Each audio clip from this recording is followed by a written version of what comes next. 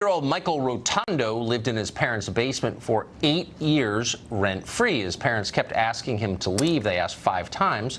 They gave him $1,000 to help him find a new place, but he did not take the hint. So finally, his parents went to court. Now a judge has ordered Rotundo to leave. The boy, Manchild, claims he shouldn't have to leave because he doesn't want to leave. Watch. I'm not a burden to them in the home. They don't provide laundry or food. It's really a moot point for them to seek me to be ejected. Kathy Uru is the founding publisher of Catalina magazine. We were interested to know what she thought of Mr. Rotundo. She joins us tonight. So, Kathy, he's 30 years old, but he says he doesn't want to leave. Right. Should he be forced to leave? But why? I mean, a third of 18 to 35-year-olds in this country live with their parents, so he's actually normal. And Michael loves his mom. He wants to be with his mom. What's so wrong with that? He loves his parents. So he's normal, and he wants to be with his parents at a time when he's not ready to move on. So you would think his parents would welcome him there. His mom would want to be a good mom and have her son live there. They don't sound like grateful parents. So no, yeah, what's wrong with these parents? If at the age of 30 you're not ready to leave your mom's basement, why are you ready to vote or drive a car or drink alcohol or serve in uniform? Well, we don't know if he does any of those things, but we do know that he's not ready to leave his mom's, and it's not his basement. He has a bedroom. He said clearly he doesn't live in the basement. So, sorry, yeah, sorry. I didn't mean to impute his character, okay? Right. I mean, what's wrong with loving your mother? And in the future, maybe she will want to live in his bedroom in his house when he's more adjusted and feels better and is prepared for the world. Maybe Michael will have a nice house, maybe a mansion, thanks to their support, that they wouldn't spend that money on the lawyers, but they'll actually spend it on him and his future, on their son. No, I think I'm following you. Look, I'm trying, as always, I'm trying to discern a theme here that I can apply to other parts of my life. So if you love something, you get it for free, which I understand. So if I love, I don't know, a Rolex watch, do I get it for free? I mean, if I really love it.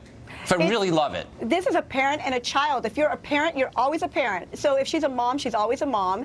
If this is a son, he's always a son. So they should always love each other. They shouldn't hire lawyers and go against each other in court, as the mother did. Well, I agree. I totally agree. But what if I love the watch and I need to know what time it is, because otherwise you get law. You need to know what time it is, okay? And I love that watch. It's a sincere love. Why would they call the cops on me if I just take it? It's about responsibility. She gave birth to this child. You didn't give birth to that watch. So no, there's it's true. Yes, so it's very different. So this mother should understand. She gave birth to this child. It's her responsibility. It's good for society for her to take care of this child, her child, no matter how old this child is, and make sure her child is ready to face the world. So there's you can't age out of this arrangement. Once you're born, you have a moral and I think legal right to sponge off your parents forever? I don't think it's sponging off. I think he loves his mother.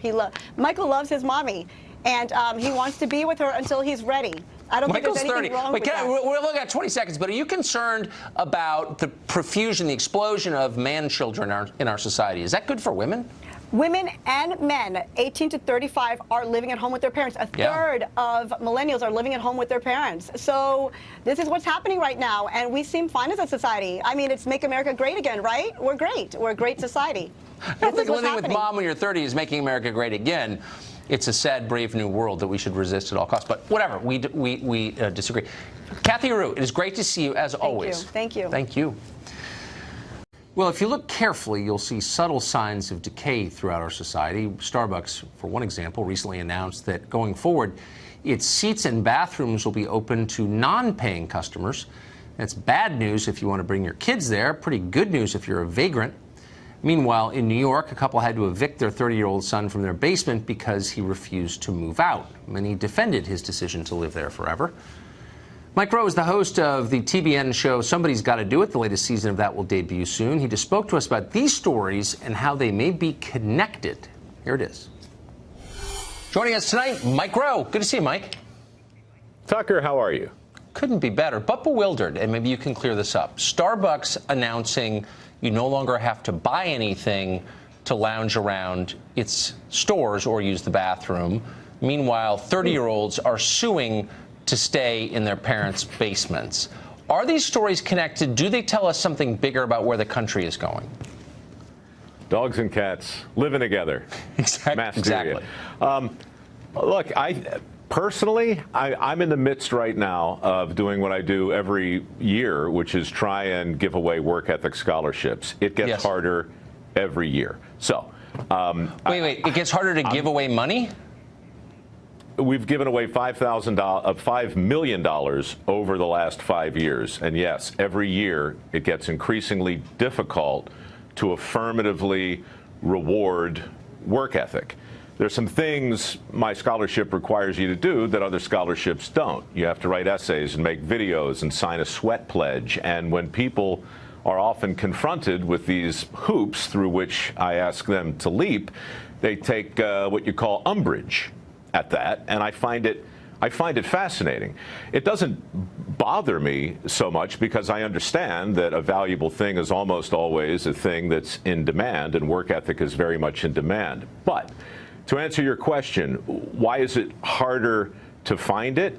I think that probably does have something to do with the expectations that have evolved out of the safe space movement, which you've done a lot to talk about on your program. And I'm starting to think that maybe there is a link between the expectations a patron might have in a Starbucks vis-a-vis the expectations a squatter who just happens to be genetically tied to you might have vis-a-vis the basement in which he currently dwells, et cetera, et cetera.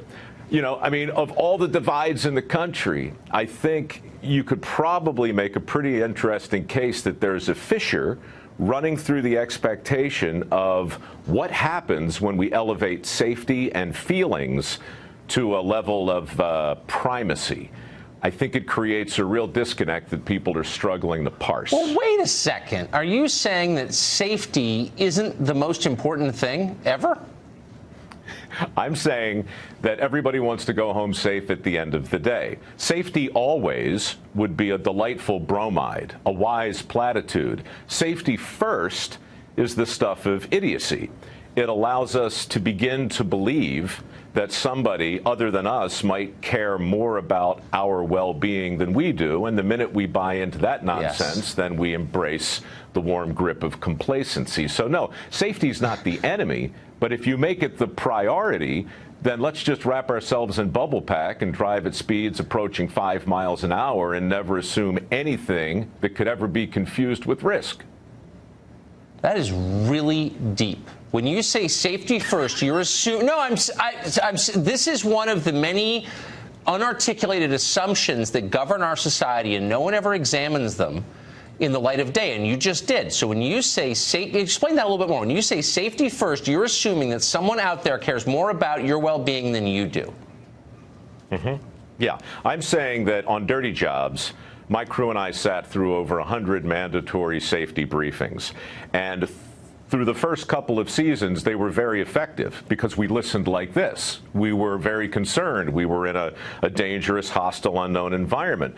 But over time, the big safety first placards and the mandatory boxes that you have to check and the lockout tagout procedures, these things start to sound like the teacher in Charlie Brown, right? It's wah, wah, wah, wah, wah. And you stop listening.